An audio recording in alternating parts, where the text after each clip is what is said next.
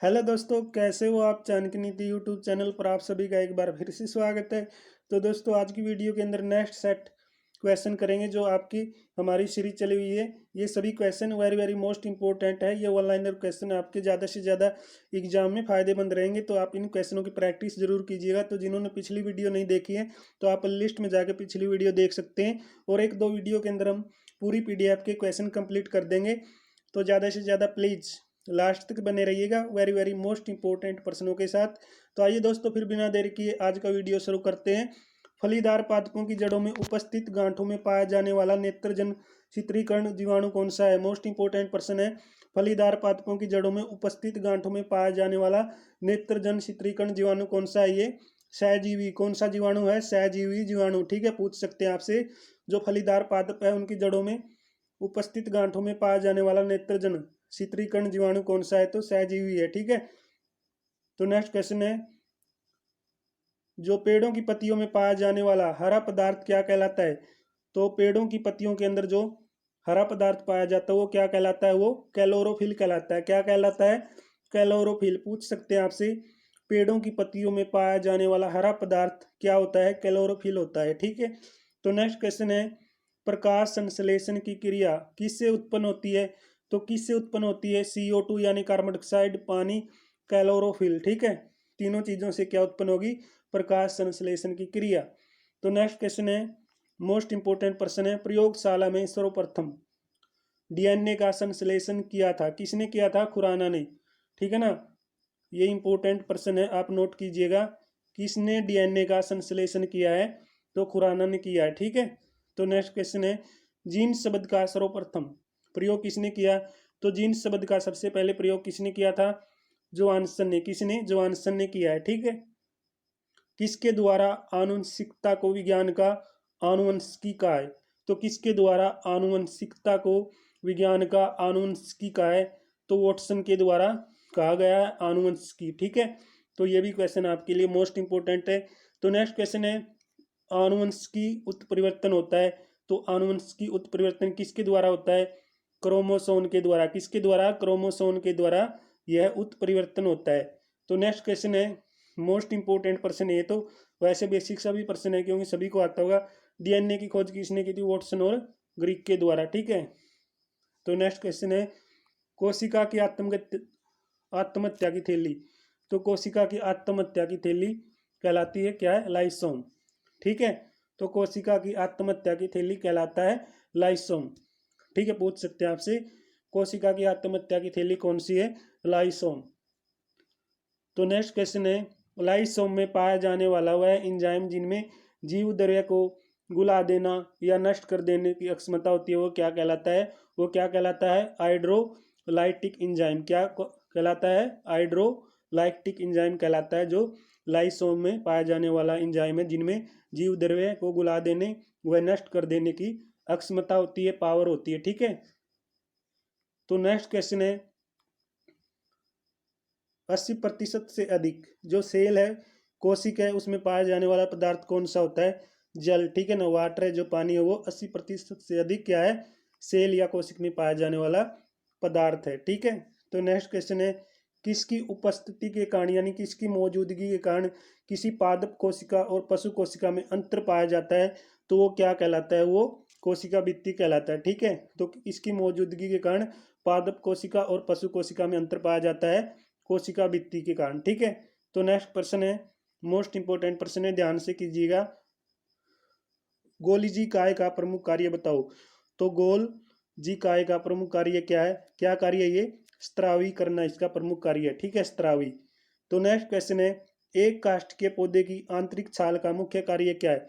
तो एक काष्ठ के पौधे की आंतरिक छाल का मुख्य कार्य पूछा इसने, क्या है, क्या कार्य है, पत्तियों से पौधों के अन्य भागों का खाद्य परिवहन करना। ठीक है ना, जो पत्तियों से पौधे के अन्य भाग है उनको क्या है, भोजन पहुंचाना इसका प्रमुख कार्य है। तो नेक्स्ट क्वेश्चन है,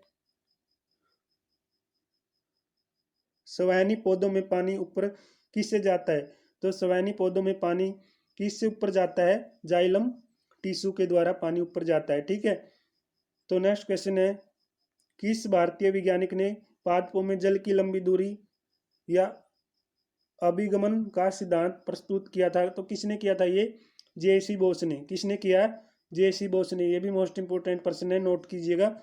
ये भी आपसे प्रश्न पूछा जा सकता है, ठीक है, ये भी आप नोट कर सकते हैं। तो नेक्स्ट क्वेश्चन है, संसार का सबसे बड़ा पारितंत्र है। तो संसार का सबसे बड़ा पारितंत्र कौन सा है? सागर। कौन सा है? सागर सबसे बड़ा पारितंत्र है। तो नेक्स्ट क्वेश्चन है दोस्तों, मृदा अपरदन रोका जा सकता है। तो मृदा अपरदन किससे रोका जा सकता है? वन रोपण के द्वारा क्या है? मृदा अपरदन या जो मृदा है उसको कटने से रोका जा सकता है, ठीक है। तो नेक्स्ट क्वेश्चन है, जब हम बकरी का मांस खाते हैं तब हम क्या है? तो तब हम क्या है? कौन से उपभोक्ता है हम? कौन से हैं? तो दोस्तों हमें द्वितीयक उपभोक्ता, ठीक है, द्वितीयक उपभोक्ता, ठीक है। तो नेक्स्ट क्वेश्चन है, हाइड्रोफाइट कहते हैं। तो किसको कहते हैं हाइड्रोफाइट? एक जलीय पौधे को क्या बोलते हैं? हाइड्रोफाइट। तो नेक्स्ट क्वेश्चन और करते हैं। नेक्स्ट क्वेश्चन दिया गया है, मोस्ट इंपोर्टेंट प्रश्न है, जीवन चक्र की दृष्टि से पौधे का सबसे महत्वपूर्ण अंग। तो जो जीवन चक्र है उसकी दृष्टि से, उसकी नजरों में पौधे का सबसे महत्वपूर्ण भाग कौन सा है? पुष्प है, ठीक है। तो नेक्स्ट प्रश्न है, प्याज में खाद्य भाग कौन सा, यानी खाने योग्य भाग कौन सा? प्याज का तना, ठीक है। तो आलू है, क्या है? आलू रूपांतरित तना। कौन सा तना है? रूपांतरित तना है, ठीक है। आलू कौन सा तना है? रूपांतरित। तो तारपीन का तेल प्राप्त किया जाता है, ये तो बेसिक सी नॉलेज है, ठीक है ना, कई बार पूछी गई है। चीड़ की छाल से, ठीक है, या चीड़ से क्या है? तारपीन का तेल प्राप्त किया जा सकता है। तो नेक्स्ट प्रश्न है, सामान्य प्रयोग में आने वाला मसाला लौंग कहाँ से प्राप्त होता है? तो ये कहाँ से प्राप्त होता है? जो लौंग है, ठीक है ना, लौंग मसाला कहाँ से प्राप्त होता है? फूल की कली से। किसकी कली से? फूल की कली से, ठीक है ना। फूल आ गया वैसे याद कर लीजिएगा, इतना तो आप ध्यान रखते हैं फूल आते ही। तो नेक्स्ट है, आशीष पौधे से प्राप्त की जाती है। तो यह बताइए कि पौधे के किस भाग से प्राप्त की जाती है? तो आशीष पौधे से प्राप्त की जाती है, तो पौधे के किस भाग से प्राप्त की जाती है? तने तथा नर पुष्प क्रम के नीच स्त्राव से, ठीक है। कौन से स्त्राव से? नीच स्त्राव से, ठीक है। तने तथा नर पुष्प क्रम के नीच स्त्राव से ये प्राप्त की जाती है आशीष। तो नेक्स्ट क्वेश्चन है, प्रकाश संश्लेषण होता है किसके द्वारा? ये तो आपको आता होगा, केवल दिन में होता है प्रकाश संश्लेषण। तो प्रकाश संश्लेषण होता है केवल दिन के अंदर, किसे कहते हैं प्रकाश संश्लेषण? ये आप कमेंट बॉक्स में बताइएगा। बिल्कुल बेसिक क्वेश्चन मैंने आपसे पूछा, प्रकाश संश्लेषण किसे कहते हैं? तो नेक्स्ट क्वेश्चन है, प्रकाश संश्लेषण के लिए कौन सी गैस आवश्यक है? तो कौन सी गैस आवश्यक है? CO2, ठीक है। तो नेक्स्ट प्रश्न है, पौधे व पेड़ का खाना तैयार करने की प्रक्रिया कहलाती है। तो क्या प्रक्रिया कहलाती है? फोटोसिंथेसिस। क्या है? फोटोसिंथेसिस, ठीक है। थोड़ा अजीब सा नाम है, नोट कीजिएगा, फोटोसिंथेसिस, ठीक है, सिंथोसिस। दोस्तों हो सकती है मिस्टेक मेरे से। तो नेक्स्ट है, किस वनस्पति खाद्य में अधिकतम प्रोटीन होता है? तो किस वनस्पति खाद्य में अधिकतम प्रोटीन होता है? तो सोयाबीन से। किससे? सोयाबीन से। जो मिस्टेक होती है दोस्तों वो आप कमेंट बॉक्स के अंदर जरूर बताइएगा, क्योंकि इंसान है जो गलतियों का पुतला है, ठीक है ना, गलती करके इंसान सीखता है। ये मत सोचिएगा कि वो पढ़ाने वाला है वो गलती नहीं कर सकता, ठीक है ना। हर बंदे के पास एक सा दिमाग है, ठीक है ना, कोई पढ़ने बैठा कोई पढ़ाने बैठा है, ठीक है ना। तो दोस्तों गलतियां हो सकती हैं, तो आप कमेंट बॉक्स के अंदर बता सकते हैं हमें। हम नेक्स्ट जो कंटेंट आपके लिए लेके आएंगे उसमें कम गलतियां करने का या कोई भी गलती करने का हमारा प्रयास रहेगा। तो नेक्स्ट है, सिनकोना की छाल से प्राप्त औषधि की जो मलेरिया उपचार के लिए प्रयोग किया जाता है, ठीक है ना। तो जिस कृत्रिम औषधि ने इस प्राकृतिक उत्पाद को प्रतिस्थापित किया था वो क्या है? कैलोरोक्विन। क्या वो? कैलोरोक्विन। क्या है? कैलोरोक्विन, ठीक है। तो सिनकोना की छाल से जो प्राप्त औषधि है, जो दवाई है, वो मलेरिया उपचार के लिए प्रयोग किया जाता था। जिस कृत्रिम औषधि ने इस प्राकृतिक उत्पाद को प्रतिस्थापित किया वो क्या है? वो है कैलोरोक्विन, ठीक है। तो नेक्स्ट क्वेश्चन है, कौन सी फसल मृदा की नाइट्रोजन से भरपूर कर देती है। तो कौन सी फसल है जो मृदा को नाइट्रोजन से भरपूर कर देती है? तो कौन सी है? ये मटर की फसल है, ठीक है। तो मटर का दाना खाइए और इस क्वेश्चन को याद कीजिएगा। किस पेड़ की छाल मसाले की नाइट्रोजन से भरपूर कर देती है?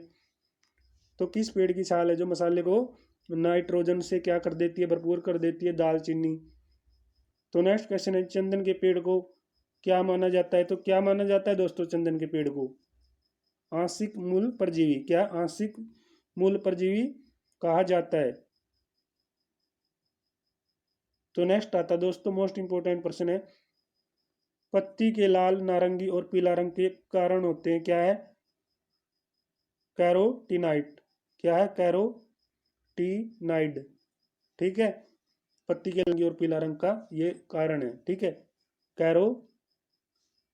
कैरोटीनाइड। तो नेक्स्ट आता है, गेहूं, जौ, नींबू, राई, नारंगी और बाजरा संबंधित है किससे? 3 पादप परिवारों से, ठीक है। 3 पादप परिवारों से संबंधित है ये तीनों चीजें, गेहूं, जौ, नींबू, राई और नारंगी, ठीक है, और बाजरा। कई फसल है दोस्तों, ये तीनों पादपों से संबंधित रहेगी। तो नेक्स्ट है, बांस को किस में वर्गीकृत किया जाता है? तो किस में वर्गीकृत किया जाता है बांस को? घास के अंदर, ठीक है। घास के अंदर वर्गीकृत किया जाता है। तो धनिया में उपयोगी अंश बताओ। धनिया के अंदर उपयोगी अंश है पत्ते और सूखे फल। किसमें? पत्ते और सूखे फलों में धनिया उपयोगी अंश रहता है। तो नेक्स्ट प्रश्न है, जैव ईंधन किसके बीज से प्राप्त होता है? तो जैव ईंधन किसके बीज से प्राप्त होता है? किसके बीज से होता है ये? जैट्रोफा। किससे? जैट्रोफा से। किससे होता है ये? जैट्रोफा से जैव ईंधन प्राप्त होता है। नेक्स्ट है, किस पादप को शाकीय भारतीय डॉक्टर कहते हैं? आंवला को, ठीक है। बायां महाधमनी चाप इसमें दिखाई देता है, किस में दिखाई देता है ये? स्तनपायी में। किसमें? स्तनपायी के अंदर ये दिखाई देता है। लिटमस प्राप्त होता है एक लाइकेन से। ये बेसिक सा प्रश्न है, लिटमस किससे प्राप्त होता है? एक लाइकेन से। तो नेक्स्ट आता है, किस फसल में इजोला या इनाइबिना जैव उर्वरक का प्रयोग किया जाता है? तो चावल के अंदर इस उर्वरक का प्रयोग किया जाता है। तो नेक्स्ट आता दोस्तों, चिलगोजा किस एक प्रजाति के बीज से प्राप्त होता है? पाइन से। किससे प्राप्त होता है? पाइन से। तो दोस्तों नेक्स्ट और क्वेश्चन कर लेते हैं, एड्स का कारण बताइए। क्या कारण है ये? वायरस, ठीक है। तो वायरस कारण है। आईवी का फुल फॉर्म पूछा इसने, फुल फॉर्म क्या है? ह्यूमन इम्यूनोडिफिशियेंसी एंसो वायरस है ये, ठीक है। देख लीजिएगा आईवी की फुल फॉर्म। तो नेक्स्ट है, एड्स फैलता है शारीरिक संपर्क से, ठीक है ना। ऐसी नॉलेज तो सभी के पास होगी, ठीक है। एड्स किससे फैलता है? तो विषाणु में क्या होता है? तो विषाणु में क्या पाया जाता है? न्यूक्लिक एसिड और प्रोटीन। क्या पाया जाता है? न्यूक्लिक एसिड और प्रोटीन। सार्स क्या है? तो सार्स बताओ क्या है? विषाणु जनित रोग। क्या है? विषाणु जनित रोग पूछ सकते हैं। सार्स क्या है? एक विषाणु जनित रोग है, ठीक है। तो नेक्स्ट प्रश्न है दोस्तों, मोस्ट इंपोर्टेंट प्रश्न है, खसरा किस संक्रमण के कारण होता है? तो खसरा रोग है जो किस संक्रमण से होता है? विषाणु। जब विषाणु संक्रमण फैलाते हैं तब क्या होता है? खसरा। कौन सा रोग विषाणु के कारण होता है? चेचक। चेचक किसके द्वारा फैलता है? हमने पिछली वीडियो में भी किया है, विषाणुओं के द्वारा। तो नेक्स्ट प्रश्न है, जंतुओं में होने वाली फूड एंड माउथ रोग किसके कारण उत्पन्न होती है? ये भी दोस्तों विषाणुओं से।